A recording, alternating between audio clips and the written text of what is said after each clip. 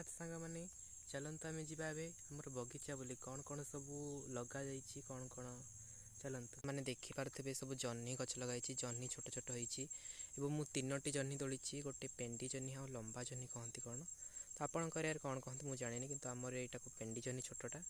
बड़टा को लंबा जह्नी कहती जह्नी गच देखिपे के बड़ होती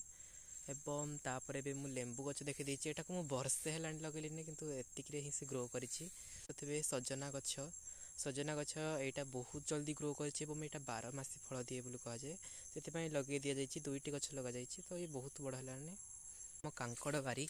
देखिपे केते सुंदर सुंदर सब कांकड़ होती आपंकर कौन होइचे कौन कहती या आपने कमेंट करेंगे आम आड़े तो कांकड़ ही कहती छोट छोट यार बड़ भी आसे तो छोट ही दिन ही उठी जाए गचर चेर थाए तो मूलर ही फैसिलिटी और गोटे फूल गछ देखी वीडियो भल लगे चैनल को सब्सक्राइब करेंगे भिडियो देखिए लाइक करेंगे जय जगन्नाथ।